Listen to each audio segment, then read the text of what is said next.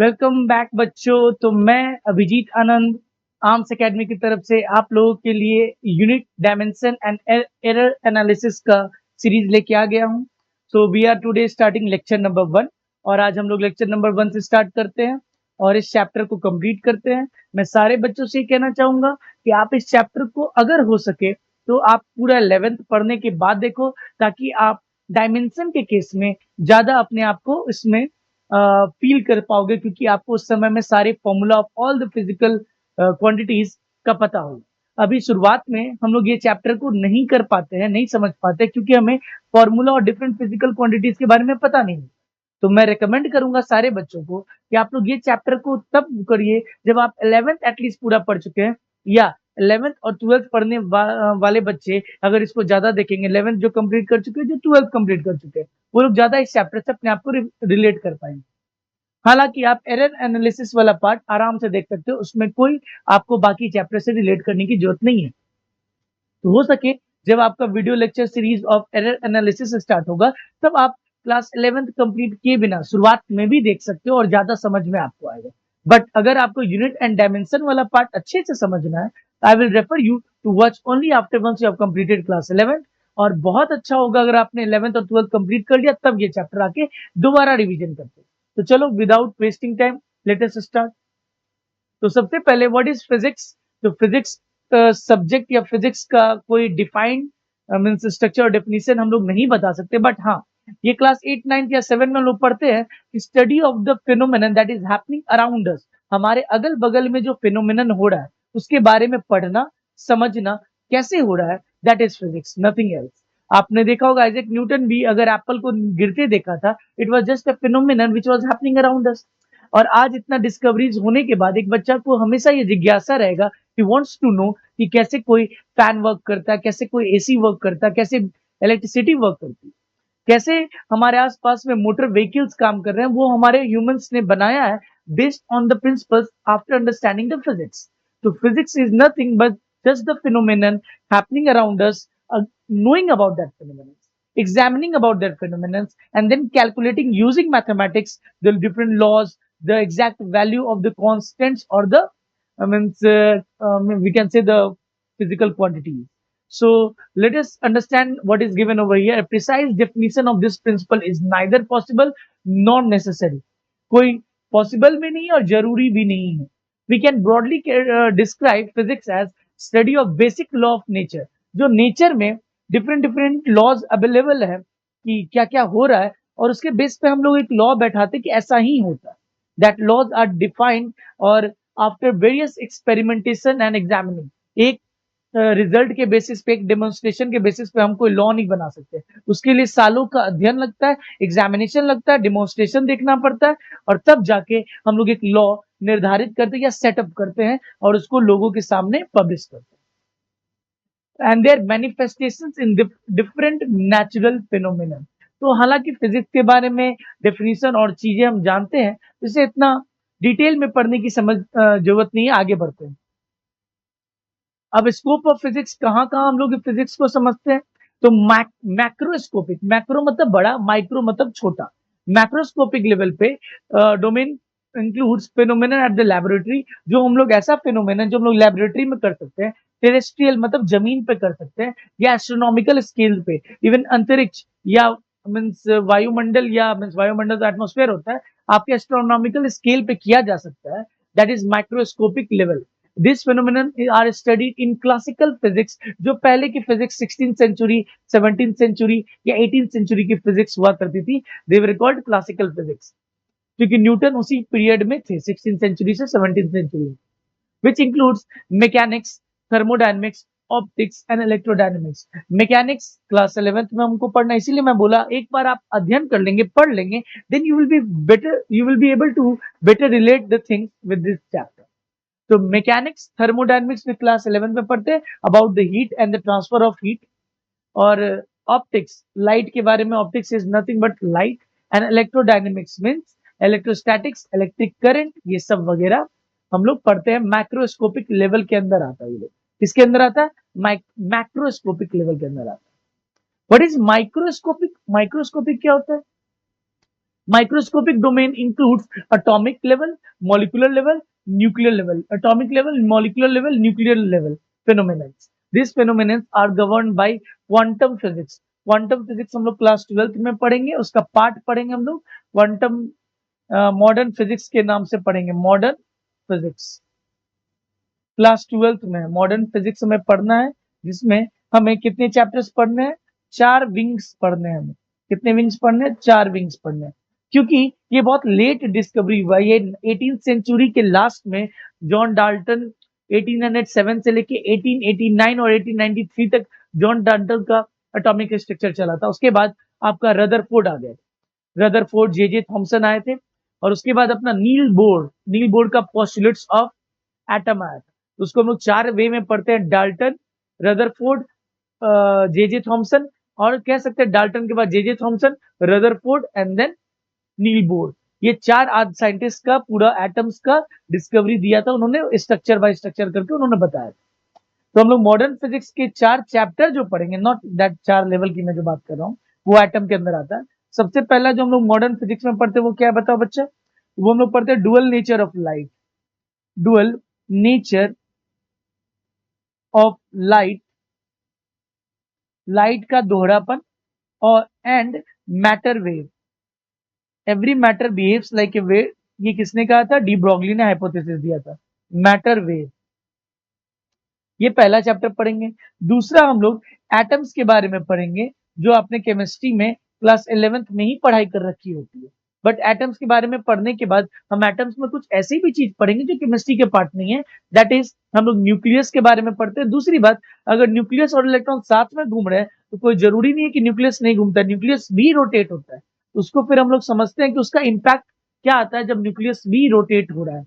This things are not covered in chemistry, तो उसको detail में पढ़ते हैं हम लोग। एटम्स आपको बहुत डिटेल में पढ़ना है फिजिक्स में, और पढ़ना मींस आई विल सजेस्ट कि आप क्लास 11th में केमिस्ट्री में एटम्स को बहुत अच्छे से पढ़िए, जिससे आपको हेल्प हो जाएगा।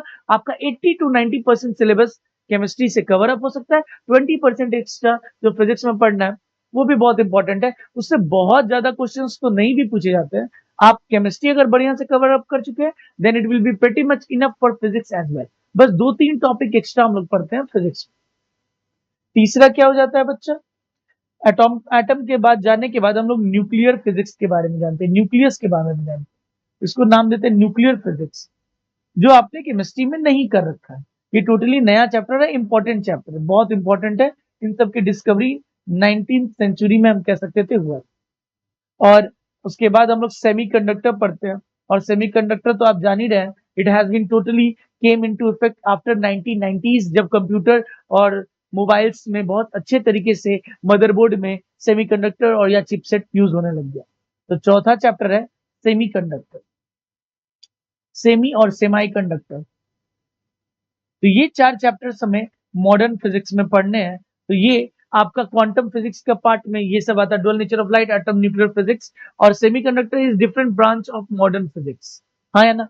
तो ये माइक्रोस्कोपिक लेवल पे बात करता है। क्यों? ये एटम, इलेक्ट्रॉन, न्यूक्लियस, ये सब के लेवल पे बात करता है। एटम की साइज आपको जैसे याद होगी 10 to the power -10 के ऑर्डर में होता है, दैट इज एंगस्ट्रॉम के ऑर्डर में होता है। बट हमारा न्यूक्लियस का साइज 10 to the power -15 में होता है। तो -15 is nothing but Fermi. Fermi हम लोग उसको नाम देते हैं, Fermi 10 to the power -15 is Fermi level. तो बहुत छोटे लेवल पे बात चल रही है, जो हमारे नेकेड आई से देखना बहुत मुश्किल है। तो that's why it is named as microscopic. और ऊपर में जो हमें नेकेड आई से विजिबल है, जो हम लोग लेबोरेटरीज में टेरेस्ट्रियल लेवल पे, या आप कह सकते हैं जो तीसरा वर्ड क्या दिया हुआ है, एस्ट्रोनॉमिकल स्केल्स पे हम देख सकते हैं। मून को और डिफरेंट प्लैनेट्स को हम लोग एस्ट्रोनॉमिकल डिवाइसेस से देख सकते हैं। तो that's why they are termed as very big, large और मैक्रोस्कोपिक। हाँ या ना? तो थोड़ी थोड़ी बातें आपको समझ में आ रही होगी। चलिए आगे बढ़ते हैं। नाउ सम फंडामेंटल फोर्सेस के बारे में हम लोग जानते हैं, जो आप आने वाले चैप्टरों में पढ़ेंगे, और जिन बच्चों ने पढ़ रखा है वो अगर वापस आके देखेंगे तो ज्यादा रिलेट कर पाएंगे, क्योंकि this are discussed in much much much great detail in the next chapters to come. तो ये ग्रेविटेशन चैप्टर आई थिंक अपना चैप्टर नंबर 6 या 7 है, ऑर्डर जो दे दीजिए, क्योंकि कोई टीचर बेसिक मैथमेटिक्स को चैप्टर 1 बनाता है, फिजिक्स में बेसिक मैथमेटिक्स 0 नंबर चैप्टर भी कहलाता है। Means mathematical tools are 0 number chapter, are और they are called as prerequisites of physics. तो अगर उस लेवल से चले तो बस आपको ये 7 या 8 में क्लास 11th में पढ़ना है। क्लास 11th में बच्चा हमें इसे पढ़ना है, बहुत डिटेल में पढ़ना है। क्लास 11th में आफ्टर मैकेनिक्स पढ़ना है। आफ्टर मैकेनिक्स मॉड्यूल जो है, मैकेनिक्स एक पार्ट ऑफ मॉड्यूल के बाद हमें पढ़ना है। क्या है ये? Gravitational force. और बहुत बच्चों ने इसको बेसिक लेवल पे 10th क्लास में भी पढ़ा हो। क्या है? दो मास हमेशा आप देखोगे एक दूसरे को अट्रैक्ट करता है, हमेशा। यूनिवर्स में आप दो पेंसिल को छोड़ दो, आप यूनिवर्स में जाके स्पेसक्राफ्ट में जाके दो पेंसिल को छोड़ दो, they will try to come closer to each, because gravitational force of attraction एक बॉडी से दूसरे बॉडी पे, दूसरे बॉडी से पहले पे लगता है। और यही कारण था न्यूटन ने एप्पल को नीचे गिरते हुए देखा। देखा तो सबने था, बट न्यूटन ने उस पर सोचा, विचार किया, और then he came to know. Newton sir बोल सकते हैं क्योंकि ही वाज ग्रेट। तो न्यूटन सर ने देखा। तो ये दो बॉडीज है M1 M2, इन दोनों के बीच में डिस्टेंस है r। तो फोर्स ऑफ ग्रेविटेशन उस समय कैलकुलेट किया गया, that came out to be g M1 M2 by r square. What is g? g is gravitational constant. इसको हम लोग क्या बोलते हैं? Gravitational constant. वैल्यू कितनी होती है बच्चा, बोलिए? 6.67 इंटू 10 टू द पावर -11। फिर M1 mass M1 M2 by are square. थोड़ा सा मैं आपके लिए एक एक्सपेरिमेंट टाइप का कर रहा हूँ। हालांकि आप एक चीज को बस फील कर सकते हो, जो भी बच्चे बैठ के देख रहे हैं, ट्राई करो अपने दो हाथ को ऐसे उंगली को मोड़ लेने का, और दो उंगली को अपने पास ऐसे पकड़ के रखो। ऐसे मैं देख रहा हूँ, ऐसे ऐसे किया हुआ है। ये हाथ को पकड़ के ऐसे रखो।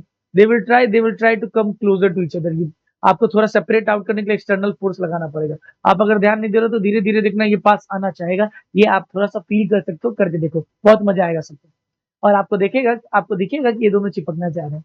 तो इससे भी हम थोड़ा फील कर सकते हैं कि ग्रेविटेशनल फोर्स एग्जिस्ट करता है। ये छोटा सा एक्सपेरिमेंट है, don't know, but you can feel that gravitational force of attraction exactly that is happening due to that. I can not say that, but हाँ, आप फील कर सकते हो। So M1 M2 is the two masses. So उनके बीच में force लगता है, और फोर्स को हम लोग किससे दिखाते हैं? तो फोर्स ऑफ ग्रेविटेशन से दिखाते हैं। इसकी सेंट्रल फोर्स होता है ये सब चीजें ग्रेट डिटेल में आप उसी चैप्टर में समझिएगा जब मैं ग्रेविटेशन का वीडियो बनाऊंगा। बीच में डिस्टेंस r है, तो ये फोर्स को g M1 M2 by are square दिया जाता है। सेंटर टू सेंटर डिस्टेंस हम लोग r मानते हैं। कितना मानते हैं? सेंटर टू सेंटर डिस्टेंस को हम लोग r मानते हैं। That's why centre to centre और फोर्स इक्वल लगता है, इक्वल एंड अपोजिट। अगर इस पे 5 न्यूटन लग रहा है तो उस पे भी 5 ही न्यूटन लगेगा। हाँ है ना? Gravitational force is the weakest in nature. हम लोग ये बहुत बहुत बहुत कमजोर होता है because of its gravitational constant का वैल्यू भी आप देखो बहुत बहुत बहुत बहुत छोटा होता है। तो we will study the level of strong and weak force. उसमें आप ये याद रखना, gravitational force is the weakest force. ये पूछा जा सकता है आपका ऑब्जेक्टिव क्वेश्चन में, among the following which is the weakest force और the strongest force. You must remember it by your heart. Gravitational force बहुत बहुत बहुत बहुत बहुत बहुत बहुत वीक। चलो नेक्स्ट अब इसी के बारे में थोड़ा और डिटेल में देख लो। It is the force of mutual attraction between the two object by the virtue of their masses. अगर दो बॉडी में मास है, they will attract each other. There is no repulsive force, only attractive force. Attractive force ही होता है बस gravitational force. मतलब gravitational force बस अट्रैक्टिव इन नेचर होता है। It is a universal force, पूरे यूनिवर्स में हर जगह लगता है। और ये ग्रेविटेशनल कांस्टेंट जो मैंने बताया था आपका, इसकी वैल्यू पूरे यूनिवर्स में चेंज नहीं होती। जब फोर्स ऑफ इलेक्ट्रोस्टैटिक के बारे में पढ़ते हैं तो उसकी कांस्टेंट की वैल्यू चेंज करती है अगर एक मीडियम से दूसरे मीडियम में जाए। बट ये जो जी है ना बाबू, ये जी बहुत इंपॉर्टेंट है। और ये जी आपका यूनिवर्स में आप कहीं भी चले जाओ, this G won't change, remember that. It plays a key role in the large-scale phenomenon of universe, such as formation and evolution of star, galaxies, and galactic clusters. ये force was very much played an important role in the formation of a star, the atmosphere, the clusters of the galaxies. ये बहुत important, otherwise दो body इतना दूर चला जाता है, इतना बड़ा universe है, उनके बीच में infinite separation है. But two bodies are revolving और two bodies आप sun के बगल में अर्थ घूम रहा है, ये भी gravitation के चलते ही possible. Force of gravitation है तो ये चीज पॉसिबल है कि सन हमारे करीब है। Otherwise we would have been Pluto. अगर हम लोग प्लूटो होते तो हम सोचो कितने ठंडे होते और यहाँ जीवन पॉसिबल नहीं। तो आगे बढ़ते हैं। The gravitational force is appreciable only when least of one of the two bodies have a large मास। अगर दो छोटे मास है तब तो और ही छोटा फोर्स हो जाता है। ये पहले से एक छोटा फोर्स है। अगर दो, क्योंकि you can see that force of gravitation is directly proportional to m1 is directly proportional to m2। दोनों मासेस पे डिपेंड करता है। अगर आपका मास ही छोटा है, बहुत बहुत बहुत छोटा है, आपका मास ही छोटा है, then that force will be very very very very very small. They are always attractive in nature. मैं पहले भी बोला, they are always attractive in nature. It is the weakest force and its range is infinite. What is the meaning of range is infinite? मतलब दो मास को आप बहुत बहुत बहुत बहुत बहुत दूर रख दो तब भी उन पे फोर्स लगेगा। हाँ, फोर्स बहुत छोटा होगा। It is inversely proportional to the distance between them. R square के इनवर्सली प्रोपोर्शनल है। Force of gravitation is inversely proportional to 1/r²। वो समझ में आ रहा है? बट लगेगा जरूर। सो बहुत दूर वाले बॉडीज पे भी फोर्स लगता है, दैट वी कैन से। चलो आगे बढ़ते हैं। Now second force is there electromagnetic force. Electromagnetic force क्या है बच्चा?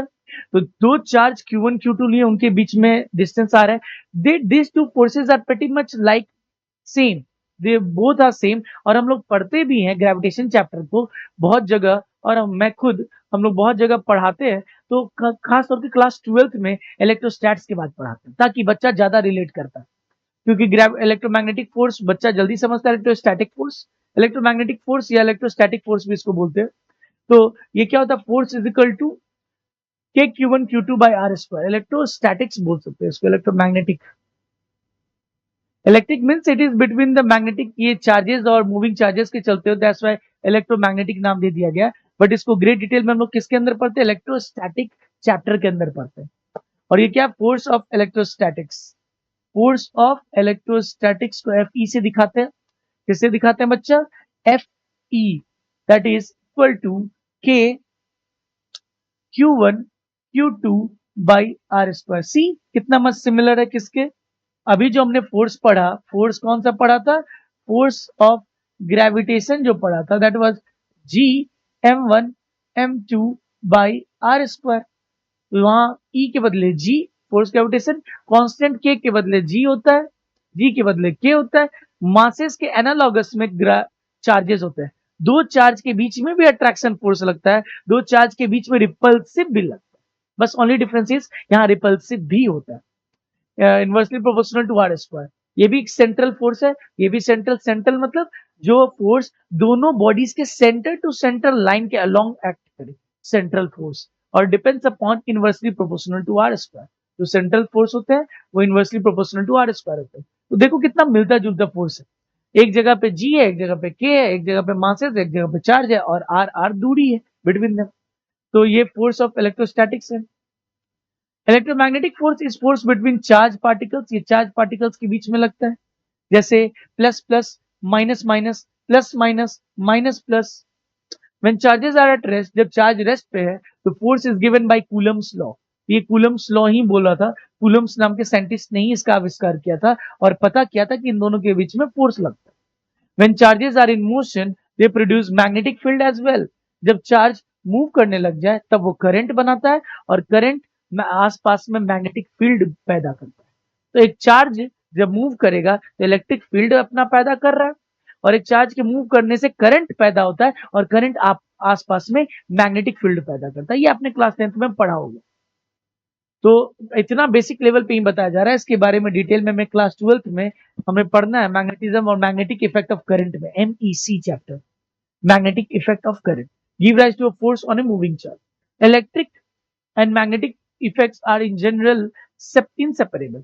इलेक्ट्रिक और मैग्नेटिक इफेक्ट हालांकि हम लोग पढ़ते हैं अलग अलग चैप्टर में, but they are pretty much combined. हम लोग इलेक्ट्रोस्टैटिक्स पढ़ते हैं, कैपेसिटर तो चलो कोई बात नहीं, करंट पढ़ने के बाद हम लोग मैग्नेटिज्म पढ़ते हैं। बट हमने ऐसा फील किया this all are combined and that's why they are studied under electromagnetics और इलेक्ट्रोडायनेमिक्स, इलेक्ट्रोस्टैटिक्स। सब एक पार्ट में एक दूसरे से रिलेटेड है। That's why the name is given as electromagnetic force. Like the gravitational force, electromagnetic force act over a large distance. बहुत दूर तक के डिस्टेंस पे लगता है, and does not need any intervening medium. इनको कोई मीडियम पे डिपेंडेंसी नहीं होती है इनकी, and does not depend upon intervening medium. Electromagnetic force और कह सकते हैं, but ये electromagnetic force depends upon the medium. ये जो force of electrostatic it depends upon the medium, it depends upon medium, क्योंकि हमारा के डिपेंड करता है मीडियम पे, जी डिपेंड नहीं करता। जी इज यूनिवर्सल इन कांस्टेंट। कहीं भी यूनिवर्स में चल जाओ, पानी में चल जाओ, एयर में चल जाओ, सॉलिड्स में चल जाओ, जी की वैल्यू चेंज नहीं करेगी, बट हमारा के चेंज करता है। दैट इज वैल्यू इज, के का वैल्यू क्या होता है बच्चा, ये हम लोग डिटेल में बाद में पढ़ेंगे। 1/4 pi epsilon not, and epsilon not is called the permittivity of free space, permittivity of free space. वो चीजें आपको अगर अभी नहीं समझ में आ रहा, बाद में पढ़ेंगे, but it depends upon the medium. यहाँ पे अगर एयर होगा तो एप्सिलॉन ऑफ एयर और एप्सिलॉन नॉट, अगर एप्सिलॉन दो चार्ज को हम ऑयल में रख देंगे तो यहाँ पे एप्सिलॉन ऑफ द ऑयल हो जाएगा। कौन सा मीडियम है उस पर डिपेंड करता है। कौन डिपेंड नहीं करता इंडिपेंडेंट है, gravitational force is independent of intervening medium. It is quite strong compare to the gravity. ये बहुत स्ट्रॉन्ग है, इलेक्ट्रोमैग्नेटिक फोर्स जो है it is stronger than the gravitational force. Gravitational force is the weakest force, याद रखिएगा। For example, electric force between two proton is 10 to the power 36. You can see the number how large it is. 10 to the power 36 times greater force than the gravitational force. 10 to the power 36 times ज्यादा बड़ा है। अगर दो proton के बीच रखेंगे तो उनके masses के चलते अट्रैक्शन होगा, और प्लस और प्लस चार्ज के चलते रिपल्सन होगा। तो वो जो रिपल्सिव फोर्स है 10 to the power 36, oh my god, करोड़ों करोड़ों महा असंख्य टाइम्स ज्यादा बड़ा है इलेक्ट्रोस्टैटिक फोर्स।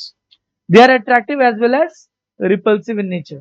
दो अगर प्रोटॉन और प्रोटॉन रखेंगे सेम चार्ज का, रिपेल। प्रोटॉन और इलेक्ट्रॉन रखेंगे तो अट्रैक्ट, दोनों नेचर का होता है। बट मास में कोई निगेटिव और पॉजिटिव कॉन्सेप्ट नहीं होता, इसलिए मास में सिर्फ अट्रैक्शन होता है, नो रिपल्सन। रेंज इसका भी इनफाइनाइट होता है, ग्रेविटेशनल फोर्स का भी इनफाइनाइट। रेंज मतलब कितने दूर पे एक चार्ज को रख दे जो अट्रैक्ट और रिपल होगा।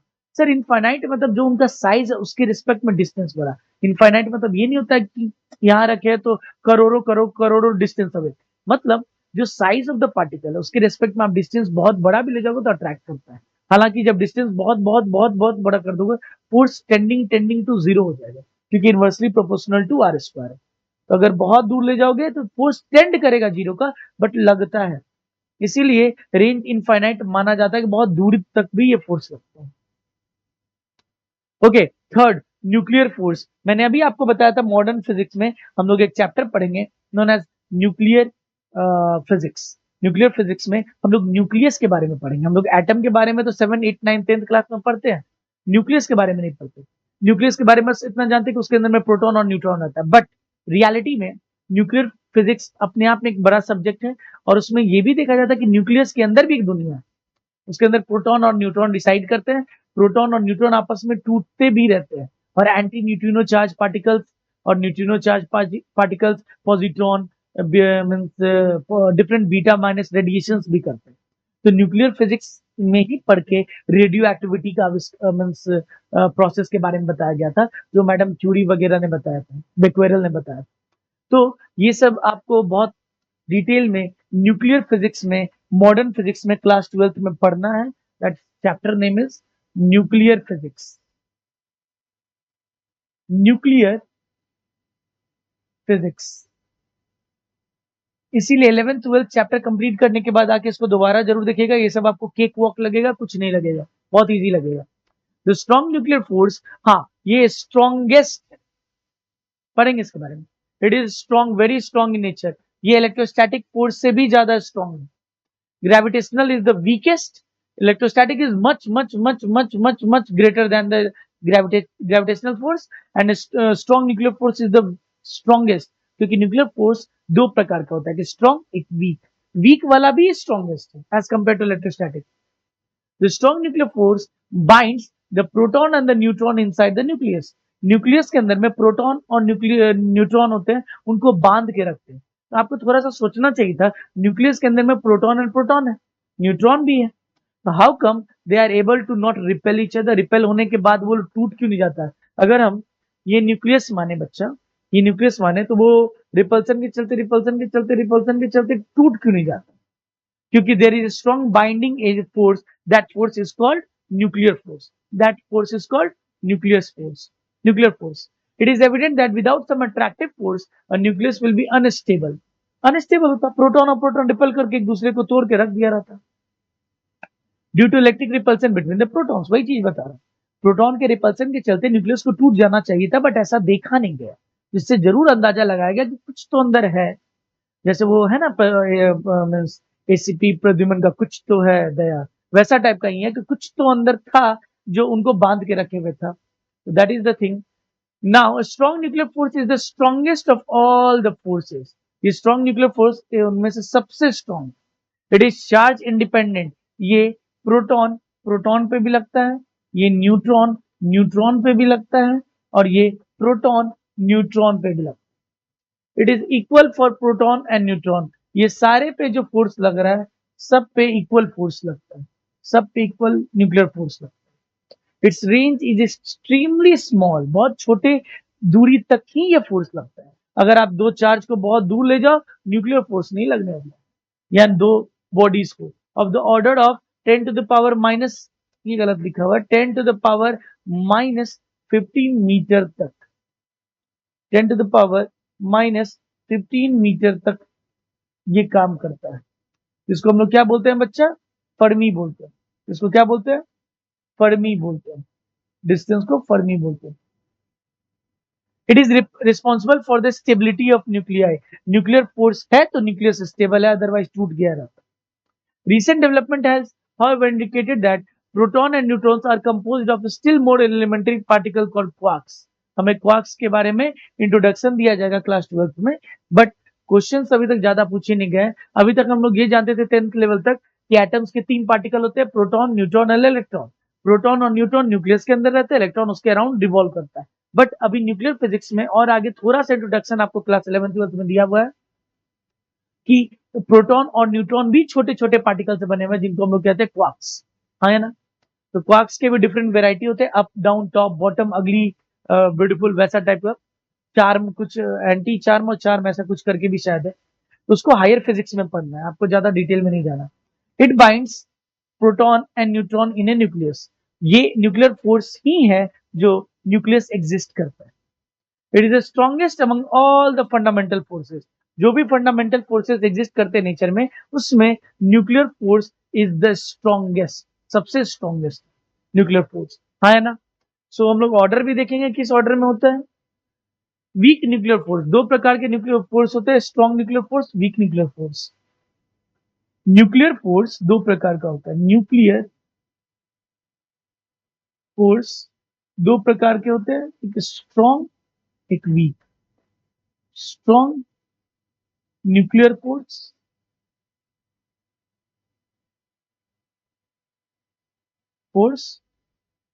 Week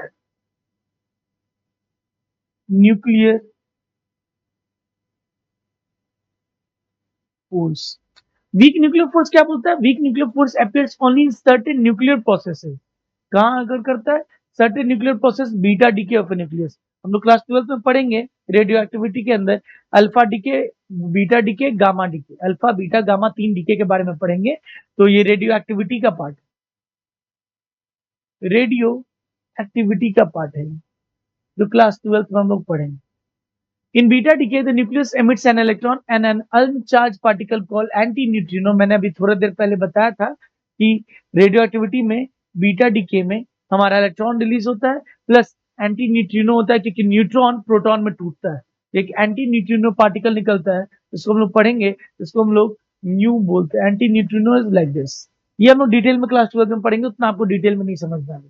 the weak nuclear force is not as weak as the gravitational force, but much weaker than the most strong nuclear force. इसका नाम वीक इसलिए नहीं पड़ा क्योंकि ये बहुत बहुत कमजोर है. ये बहुत कमजोर as compare to strong nuclear force है, दैट्स व्हाई. हालांकि ये वीक भी ग्रेविटेशनल और इलेक्ट्रोस्टैटिक से बहुत बहुत बहुत बहुत ज्यादा स्ट्रॉन्ग.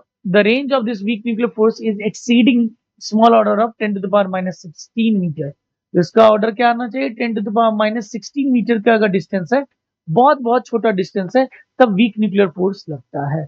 हाँ या ना? तो ये चीजें आप थोड़ा बहुत पढ़ के रखो अभी, और जब क्लास 12th 11th खत्म कर लेना, तब इसको आके दोबारा देखोगे तो आपको ये सब बहुत इजी लगेगा. Next, range of fundamental forces, क्या रेंज है, कितनी दूर तक ये फोर्सेस लगते हैं और कितनी दूर तक ये फोर्सेस बहुत एक दूसरे के बीच में इंटरेक्ट करते हैं। तो ग्रेविटेशनल फोर्स का दूरी बहुत बहुत दूर है, इनफाइनाइट दूरी तक भी रख दो तो ग्रेविटेशनल फोर्स लगता है। सर उसी तरीके से इलेक्ट्रोमैग्नेटिक फोर्स या इलेक्ट्रिक फोर्स लगता है, दैट इज इनफाइनाइट डिस्टेंस है, हमने देख रखा ऑलरेडी। स्ट्रॉन्ग न्यूक्लियर फोर्स का रेंज छोटा होता है, short short in the order of 10 to the power minus 15 metre. Fermi बोलते हैं 10 टू द पावर माइनस 15 को फर्मी। वीक न्यूक्लियर फोर्स क्या है, बहुत बहुत छोटा छोटा फोर्स है, 10 to the power minus 16 metre पे लगता है, फर्मी के यानी 0.1 फर्मी के लेवल पे हम बोल सकते हैं। 0.8 फर्मी 0.8 डिस्टेंस तक लगता है, उससे नजदीक लाओगे तो रिपल्सन होती है। ऐसा चीज हम लोग पढ़ेंगे न्यूक्लियर फोर्स में जब क्लास 12 पढ़ेंगे। तो ये ऑर्डर दिया हुआ है। इसके बाद इसका दिखाएगा पावर, देखो ध्यान से कौन कितना बड़ा है। सर स्ट्रॉन्ग न्यूक्लियर फोर्स सी, हाँ अगर हम उसको 1 लेवल माने, स्ट्रॉन्ग रेशियो निकाला है, स्ट्रॉन्ग न्यूक्लियर फोर्स का अगर ये लेवल है तो weak nuclear force is 10 to the power minus 2। आप कलर देख सकते हो, ग्रीन इलेक्ट्रोमैग्नेटिक, और वीक न्यूक्लियर फोर्स यहाँ पे, हाँ weak nuclear force is smaller as compare to electromagnetic force. Wrongly I said कि वो बड़ा नहीं है, वो छोटा है। सेकेंड लेवल पे आपका कौन आता है, इलेक्ट्रोमैग्नेटिक फोर्स, इलेक्ट्रोस्टैटिक फोर्स बोल सकते हो, वो सेकेंड लेवल पे आता है। सबसे पहला लेवल पे कौन आता है आपका, strong nuclear force. Weak nuclear force थोड़ा कमजोर होता है। Weak nuclear force 10 to the power minus 13 times smaller than the first one, and 10 to the power minus 11 times strong weaker than the electrostatic force या electromagnetic force। और ये सबसे छोटा है, that is what gravitational force is the weakest, उसकी order 10 to the power minus 39 as compared to the strong nuclear force, 10 to the power minus 39 times smaller, weaker than the strong nuclear force। ये order याद रखिएगा, ये order से आपको समझ आता है कि कौन लेवल पे क्या है, strong, electromagnetic, weak and then gravitational force. Now what are physical quantities, physical quantities मैंने वेक्टर में पढ़ाया है। Physical quantities are those quantities which can be measured, जिसको हम लोग नाप सकते हैं, it is called physical quantity. तो ये क्या होता है बच्चा, in physics all the quantities which are used to describe the laws of the physics and can be measured are called physical quantity, जिसको भी मेजर किया जा सकता है आर कॉल्ड फिजिकल क्वांटिटी। जैसे लेंथ, एग्जाम्पल क्या हो जाएगा बच्चा, एग्जाम्पल क्या हो जाएगा, बोलो, length, mass, time, temperature, area, volume, ये इसका कोई अंत नहीं है, बहुत सारे फिजिकल क्वांटिटीज है जिसको हम लोग कर सकते हैं कैलकुलेट। अभी डिस्कवरी और चल ही रहा है, और भी फिजिकल क्वांटिटीज का आविष्कार या नेमिंग किया ही जाएगा। Next, classification based on the dependency, physical quantity का classification not based on the direction but based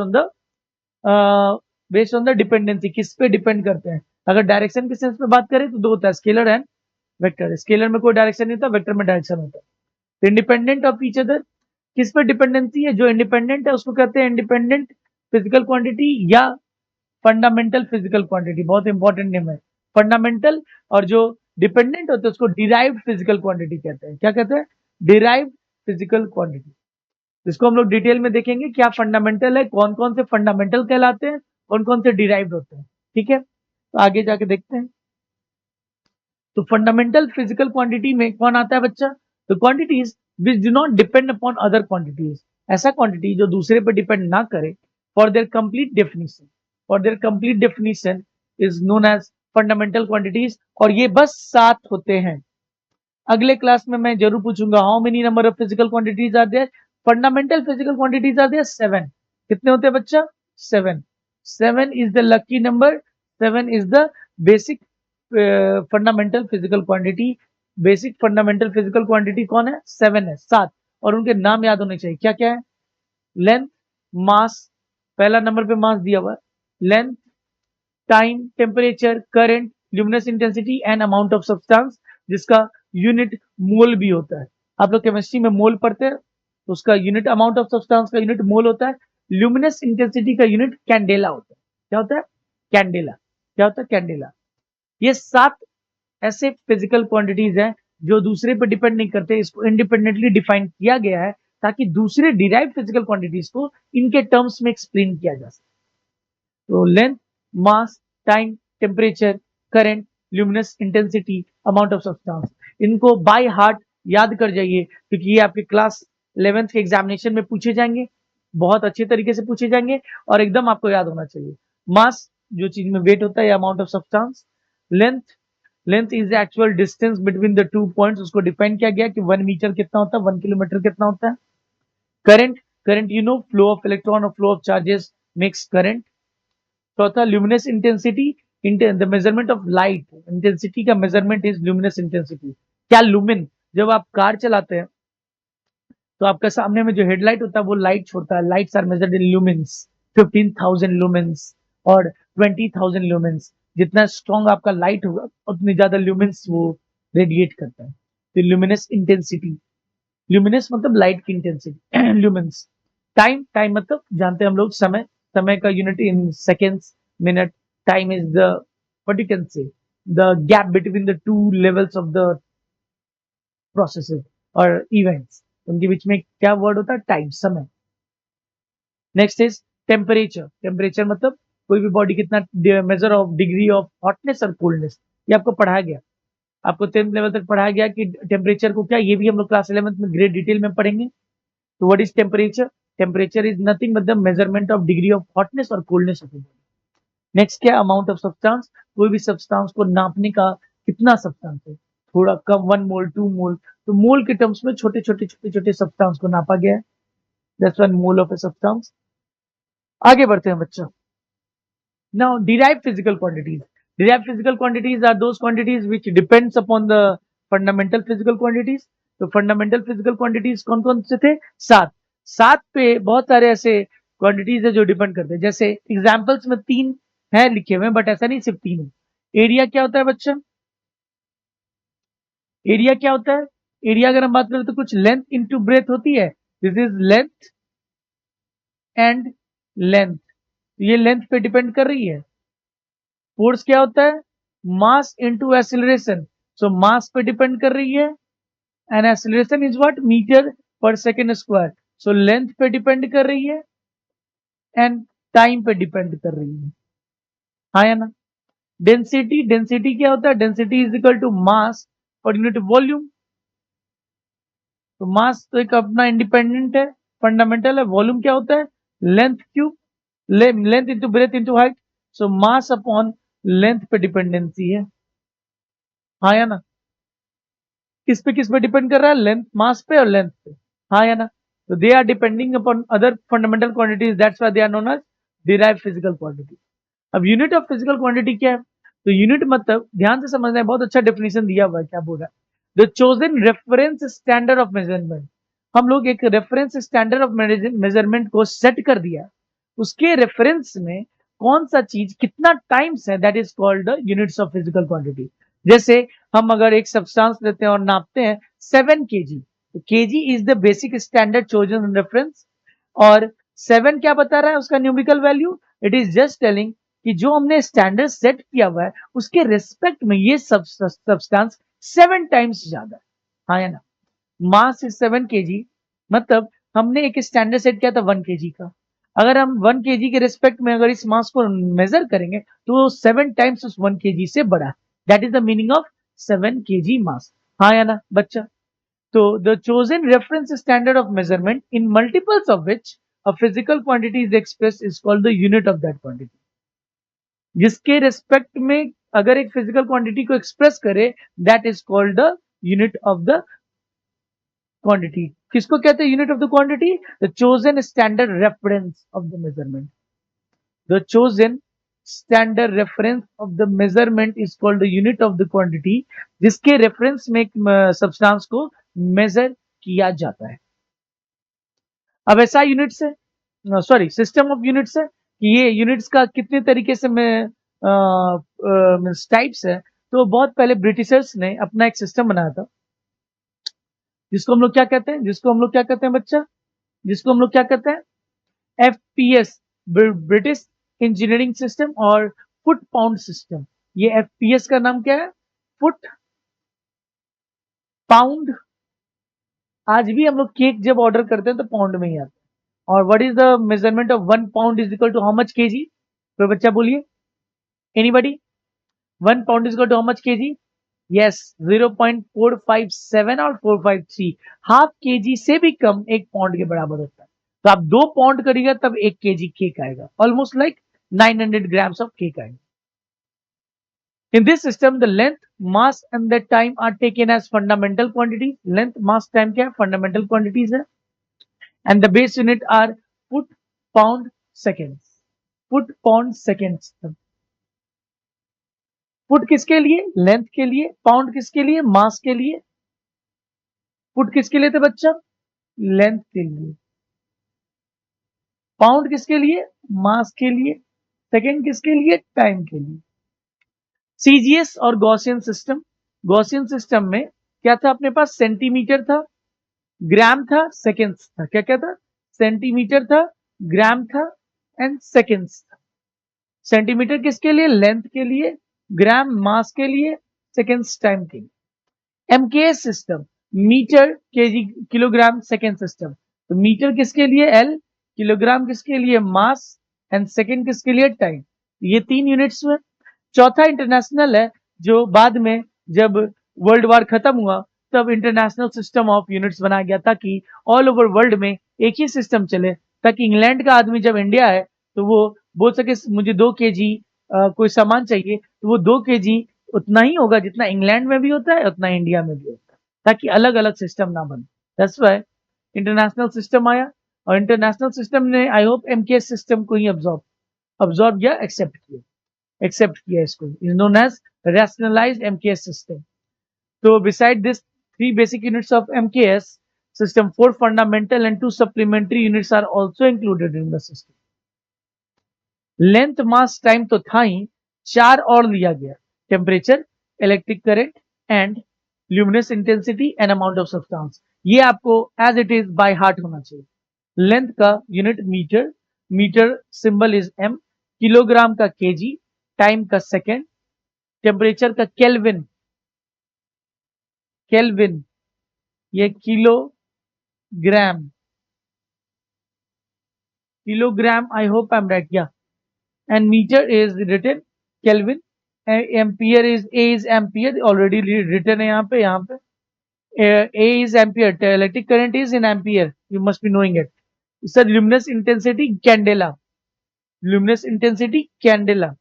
मोल को मोल किसका? एमओएल इज एमओएलई, मोल के लिए होता है, अमाउंट ऑफ सब्सटेंस। हाँ है ना?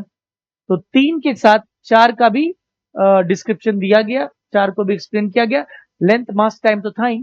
चौथा electric current, temperature, luminous intensity, amount of substance. हाँ है ना? ये सातों आपको अच्छे तरीके से याद होनी चाहिए, अदरवाइज ये बहुत ज्यादा पूछा जाता है एग्जाम में, so you can lose your marks, so you have to remember this one. Now classification of units में फंडामेंटल और बेस यूनिट्स क्या है? Fundamental base units are the units of the fundamental quantities are called fundamental base units. Derived क्या है?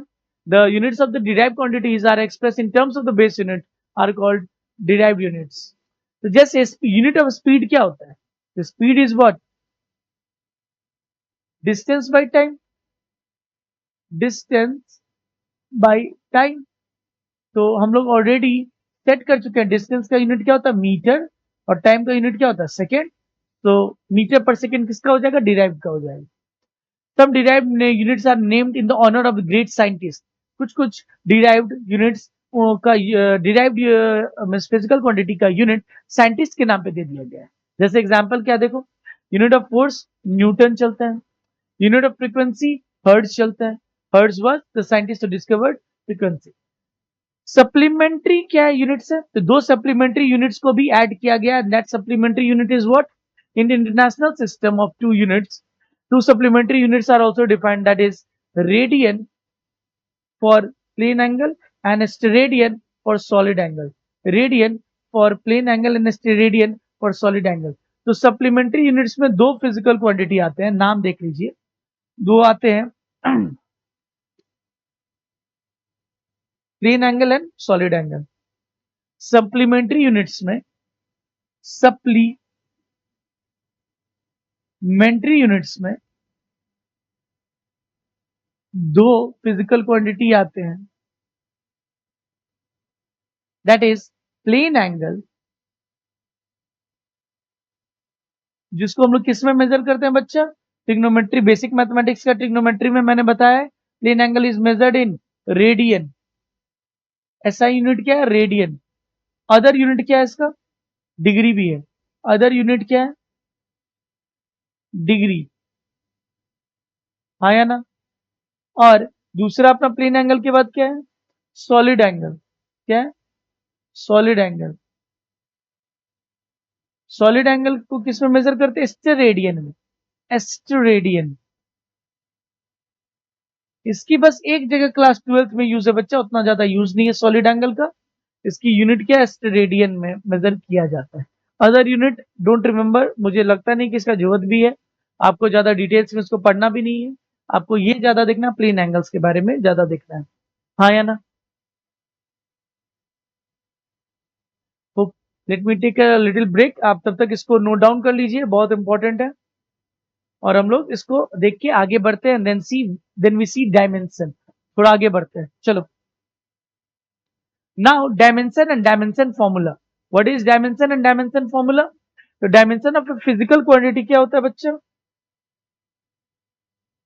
Dimension of a physical quantities are the powers और exponent, पहले देखो फिर समझना, आर द पावर्स और exponent to which the base quantities are expressed, the base quantities are raised to express that quantity।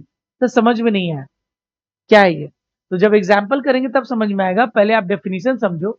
Dimension कहलाता है कि कितने पावर में बेस क्वांटिटीज को एक्सप्रेस किया गया to explain the quantity, physical quantity.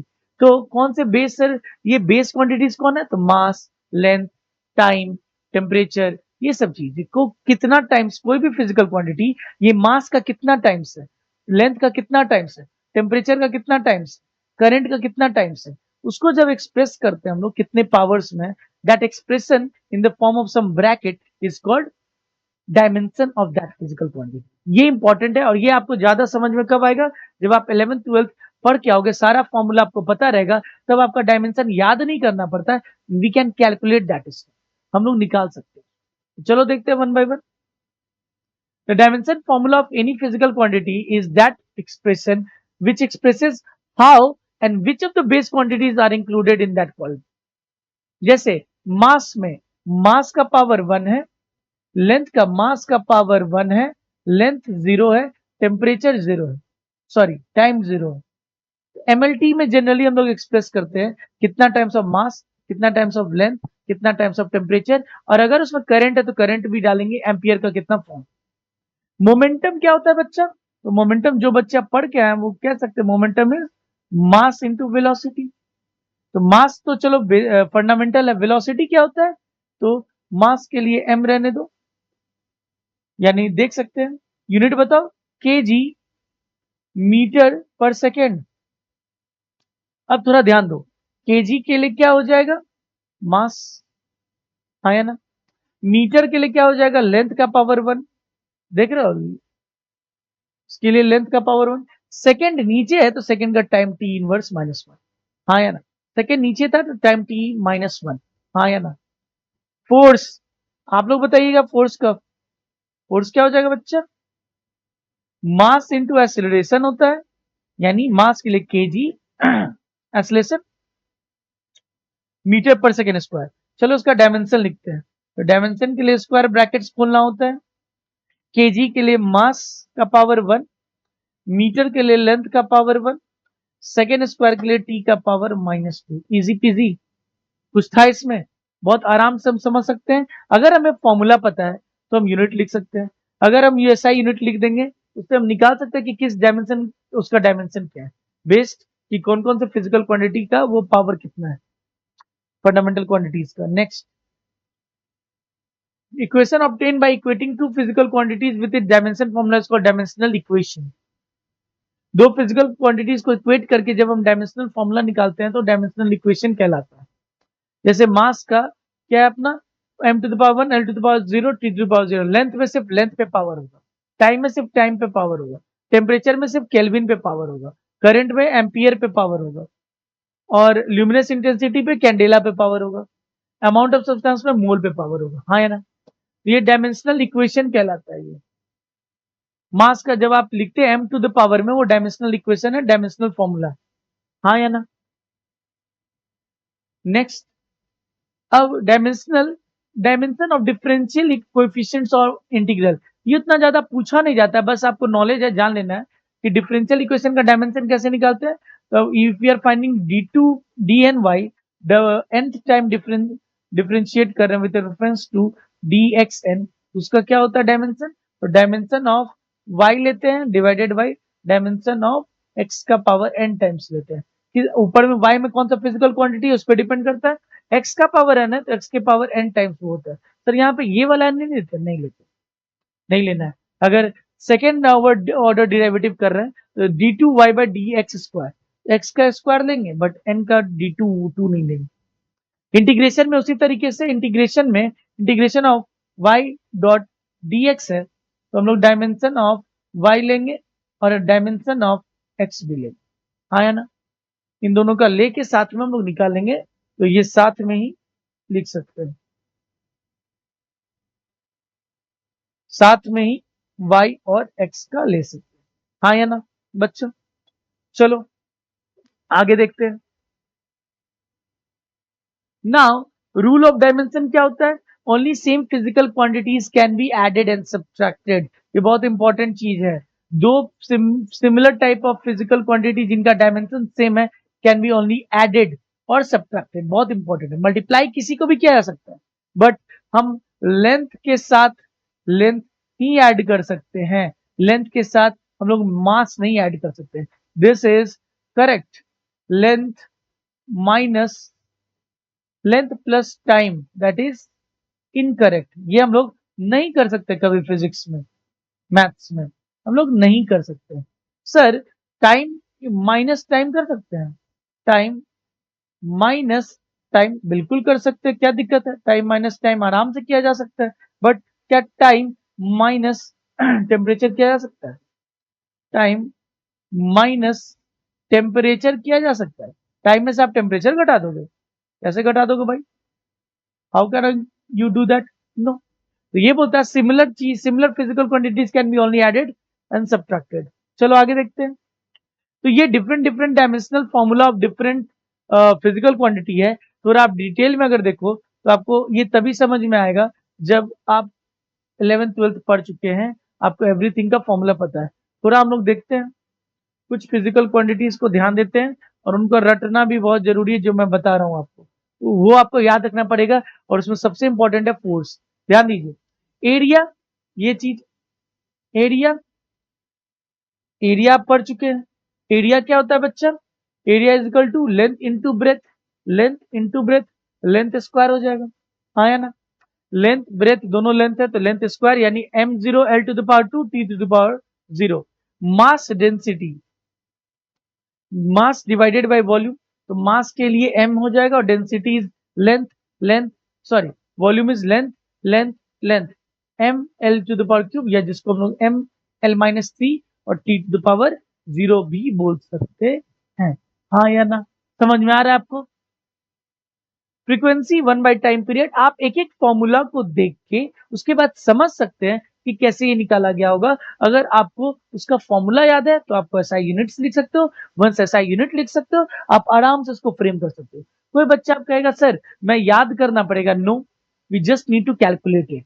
आपको फॉर्मूला याद होना चाहिए so that you can calculate the dimensional formula. तो उसमें मैं सारे को 1 बाय 1 करूंगा, बहुत समय बड़ा बर्बाद होगा। आपको ये एक 1 बाय 1 देखना है कब? क्लास 11th 12th बाद। After class 11th 12th please watch this. After class 11th and 12th एक बार जरूर आके देखना। After class 11th and 12th बस इतना याद रखना, ट्रिग्नोमेट्रिक फंक्शंस का कोई डायमेंशन नहीं होता है, वो हम लोग बाद में देखते हैं। तो क्लास 11th एंड 12th के बाद इसको बहुत आसान से देखना है। एक आपको मैं बता दूंगा जो याद रखना, दैट इज फोर्स। फोर्स का आपको याद रहना चाहिए। तो फोर्स याद है तो एनर्जी निकल जाएगा, सब कुछ रिलेट कर सकते हैं, बस फोर्स का गंदा तरीके से याद रहना चाहिए। ये सारे देख रहे हो आप फॉर्मूला है, तो सारे को 1 बाय 1 आप 11th 12th में जब पढ़ चुके होंगे तब आपके इसको देख के आप आराम से इसको निकाल सकते हो। अब एक एक करके ये बताने लगेंगे तो अभी आपको ज्यादा समझ में भी नहीं आएगा और अभी आपको दिक्कत भी होगी। तो मैं यही सजेस्ट करूंगा आप इस फॉर्मूला को क्लास 11th 12th के बाद आके जरूर देखिए, then you will able to relate itself. सारे आप देख सकते हो, ये बहुत सारे फॉर्मूला है जो आपको 1 बाय 1 पढ़ना है। उसमें सबसे इंपॉर्टेंट मैं जो आपको बता रहा हूं वो है अपना फोर्स। देख रहे हो 5 स्टैंजाज हो चुके हैं 1 बाय 1 करके। तो थोड़ा सा पहले एक फॉर्मूला ध्यान से देख लो, मैं जो बताना चाह रहा हूँ, dimension formula of force. Force का डायमेंशन फॉर्मूला याद रखिएगा, बहुत बहुत बहुत इंपॉर्टेंट, MLT-2। बहुत बहुत बहुत इंपॉर्टेंट है, ये आपको याद रहना चाहिए। बहुत बहुत बहुत इंपॉर्टेंट है, ये आपके मुंह पे रहना चाहिए। Force MLT-2, force MLT-2, force MLT-2। अगर मैं बोलूं एनर्जी, एनर्जी क्या हो जाता है बच्चा?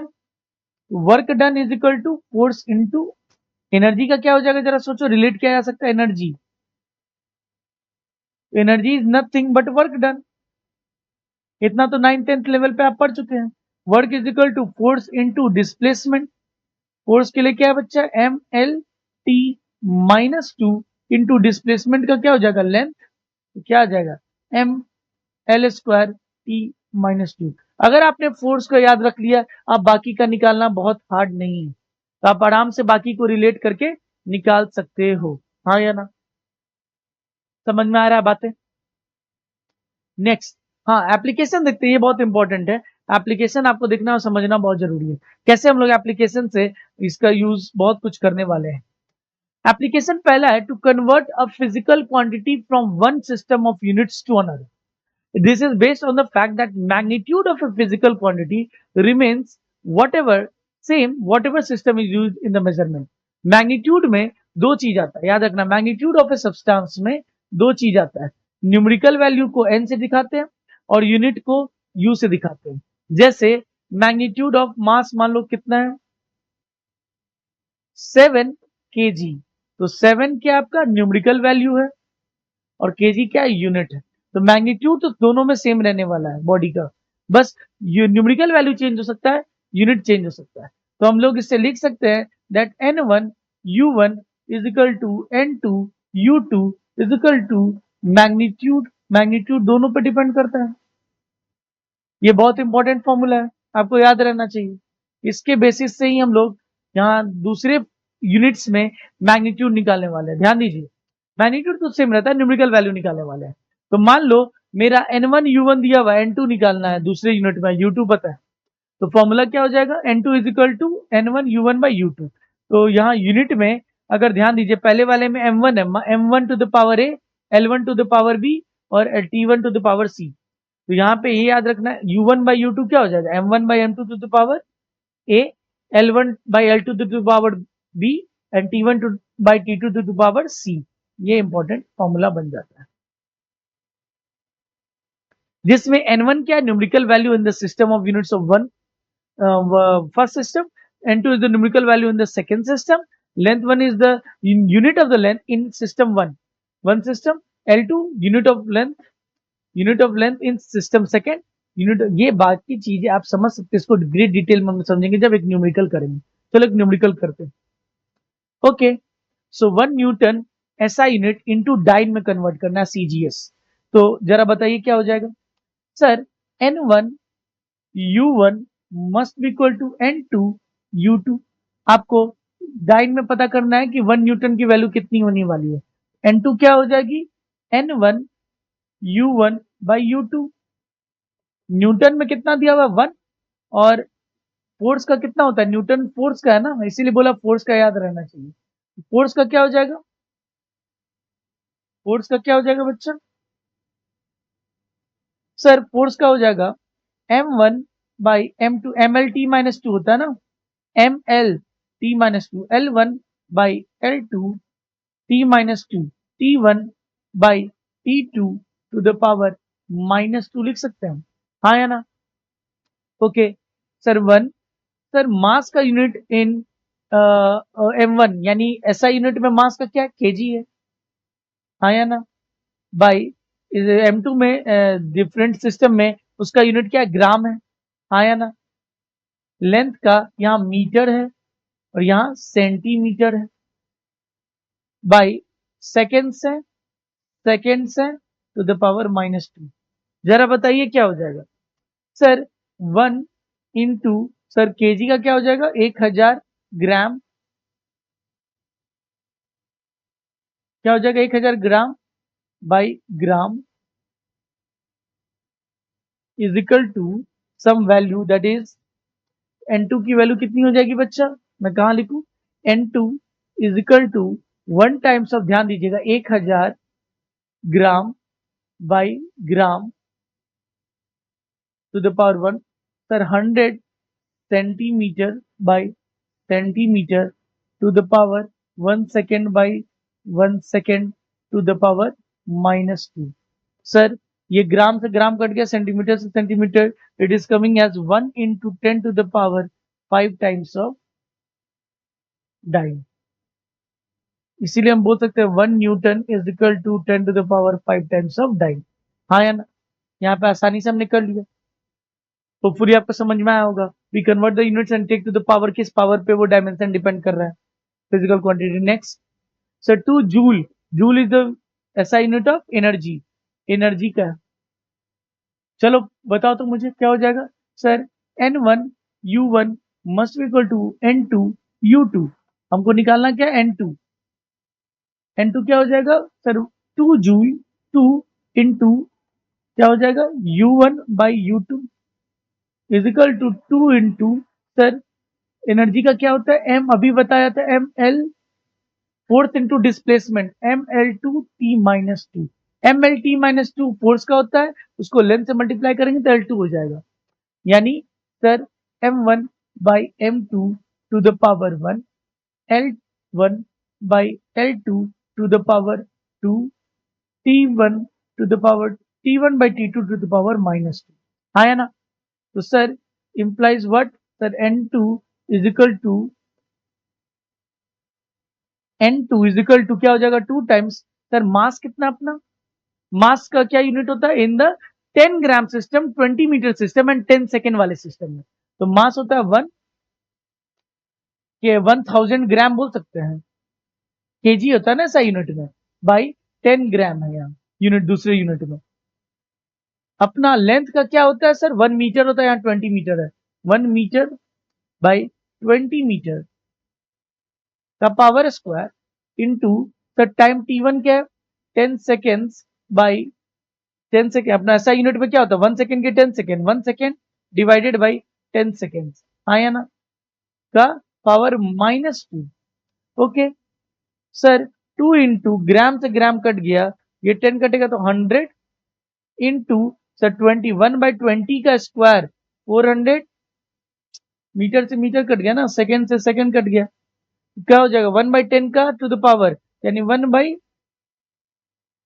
10 टू द पावर -2, ये -2 इस पे भी आएगा ना, 10 टू द पावर माइनस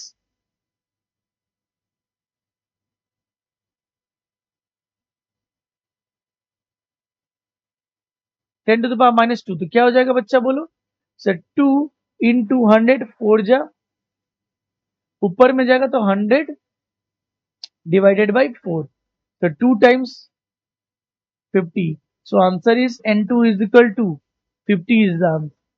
हाँ या ना, न्यूमेरिकल वैल्यू 2 जूल कितना हो जाएगा 50 जूल हो जाएगा इस केस में। चलो आगे चलते हैं। Now application of dimensional formula, तो पहला क्या है अपना, पहला एप्लीकेशन क्या है, हम लोग dimensional correctness of an given physical relation check कर सकते हैं। लेफ्ट साइड में जो चीज है, राइट साइड में जो चीज है, अगर इक्वालिटी दिया हो तो दोनों का डायमेंशन फिजिकली करेक्ट होना चाहिए। In a given relation terms on the both side should have same dimension, अगर सेम डायमेंशन नहीं है यानी वो गलत दिया हुआ है। तो डायमेंशनल करेक्टनेस से हम लोग बहुत नीट में 4 ऑप्शंस को चेक कर लेते हैं। फाइंड द लेंथ, और 4 ऑप्शन दिया हुआ है, चौथा ऑप्शन लेंथ के यूनिट डायमेंशन में नहीं है तो हम लोग चेक कर सकते हैं, उसको क्रॉस कर सकते हैं। The relation is dimensionally correct or not. This is called as principle of homogeneity. यानी अगर LHS is equal to RHS दिया हुआ है तो दोनों की डायमेंशन भी सेम होनी चाहिए, हाँ या ना। इसके क्वेश्चंस करते हैं तब समझते हैं। चलिए, to check the dimensional correctness of a given physical relation, हम लोग क्या करेंगे, in a given relation the terms on the both sides should have the same dimension, and the relation is dimensionally correct. This is known as principle of homogeneity. तो इसको check करते हैं और देखते हैं क्या बोर्ड आगे कैसे. जैसे check the relation time is equal to 2 pi root under L by G. क्या ये सही है कि नहीं? तो एलएचएस में अपना क्या दिया हुआ है बच्चा? तो टाइम दिया हुआ है, तो टाइम का डायमेंशन क्या हो जाएगा सर? एम 0, लेंथ 0, टाइम का पावर 1. हाँ या ना? और आर साइड में देखते हैं आरएचएस में. तो आरएचएस में क्या हो जाएगा बच्चा? Sir 2 pi L length upon G का पावर हाफ. ये है. तो आरएचएस में क्या हो जाएगा सर? 2 का कोई यूनिट नहीं होता, कांस्टेंट है. पाई का कोई यूनिट नहीं होता, डायमेंशन नहीं होता, कांस्टेंट है. लेंथ क्या हो जाएगा? एल टू द डायमेंशन अगर खोले L two the power half. हाँ या ना? जी क्या होता है? Metre per second. तो metre per second. Length is metre. और यहाँ एल मतलब क्या होगा? लेंथ ऑफ द एल मतलब लेंथ होता है ना, तो लेंथ के लिए एल यूज करिए. जी ग्रेविटी क्या होता है? Gravity is metre per second square. तो अपना क्या हो जाएगा सर? एल. अब ध्यान दो, ये डिवाइडेड बाई क्या हो जाएगा? डायमेंशन लेंथ का पावर हाफ और सेकेंड स्क्वायर का पावर हाफ. हाँ या ना? तो 2 से 2 कट जाएगा और लेंथ से ये कट जाएगा. कुल मिला के सेकेंड इनवर्स यानी टाइम इनवर्स आ रहा है. यहाँ सेकेंड के बदले हम लोग क्या लिखना चाहिए था? टाइम हाफ का पावर. नीचे क्या लिख सकते हैं बोलो? Length metre per second L T minus 2 का पावर हाफ. क्योंकि एल पे भी हाफ है और जी पे भी हाफ है. जी होता है एल बाई टाइम. ये कर सकते हैं. तो इससे क्या आ जाएगा? लेंथ हाफ का dimension divided by length half का डायमेंशन और T to the power minus 2 into 1. तो T to the power minus 1. तो ये क्या आ जाएगा? टी टू द पावर 1 पूरा नेट बचेगा. ये से ये कट जाएगा. हाँ या ना? तो क्या LHS is equal to RHS? यानी हम बोल सकते हैं dimensionally both of them are correct. हाँ, फिजिकली करेक्ट हो ना हो नहीं पता, क्योंकि कॉन्स्टेंट्स दिया हुआ ना, कॉन्स्टेंट्स का कोई यूनिट नहीं होता है. तो डायमेंशनली दोनों करेक्ट है. Physically exact formula wise correct है, जरूरी नहीं होगा. तो डायमेंशनली यानी लेफ्ट साइड में भी टाइम का यूनिट आ रहा है, राइट साइड में भी टाइम का डायमेंशन और यूनिट आ रहा है. तो इट इज करेक्ट. नेक्स्ट देखते हैं. क्या चेक करो तो जो P is equal to M B by 2 है, दोनों तरफ डायमेंशनली करेक्ट है. डायमेंशन वाइज दोनों सेम फिजिकल क्वांटिटी को रेफर कर रहे हैं. ऐसा भी आगे देखा गया कि दो फिजिकल क्वांटिटीज के पास भी दो अलग अलग फिजिकल क्वांटिटीज के सेम डायमेंशन हो सकते हैं. वो चीज हम लोग देखेंगे बाद में. तो पहले ध्यान देते हैं. अगर एलएचएस की बात करें तो P मतलब, और राइट साइड में क्या है? Mass into velocity by 2.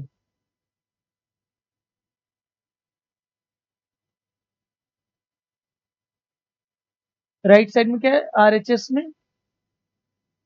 चलो देखते हैं इसको फिर से. Left L H S R H S.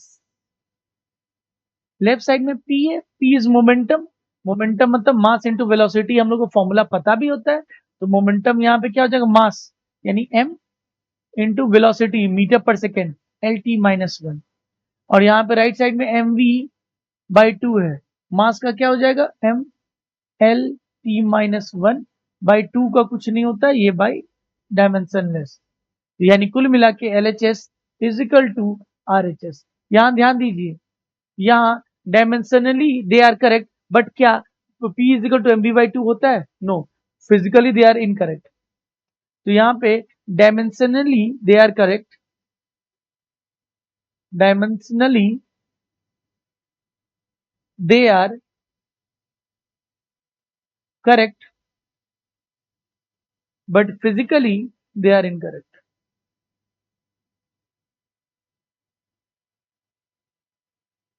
They are incorrect. तो आज हमने बहुत कुछ देखा. एप्लीकेशन ऑफ डायमेंशन भी देख लिया हमने. हमने डायमेंशन के बारे में पढ़ा, हमने बेसिक फंडामेंटल क्वांटिटीज के बारे में पढ़ा, डिराइव क्वांटिटीज के बारे में पढ़ा, डिफरेंट डिफरेंट फॉर्मूला का डायमेंशन फॉर्मूला देख रहा था. वो ज्यादा हमने डिटेल में इसलिए नहीं गए क्योंकि क्लास 11th और 12th के बाद आप देख सकते हैं और खुद से भी निकाल सकते हैं. कैसे हम यूज करें वो भी आपको पता चल रहा है. तो आने वाले क्लास में हम डायमेंशन पे और बात करेंगे. लिमिटेशंस ऑफ डायमेंशनल पे बात करेंगे एंड इसके भी और भी एप्लीकेशंस देखेंगे। आज के लिए इतना रहने देते हैं और आप रिवाइज करो अच्छे से। Till then take care, bye bye. Next lecture में we will complete the dimension, we will start with the second part of unit and dimension, that is significant figures, rounding off, ये सब हम लोग पढ़ेंगे। Till then take care, bye bye और मन लगा के पढ़िए। चलिए बाय।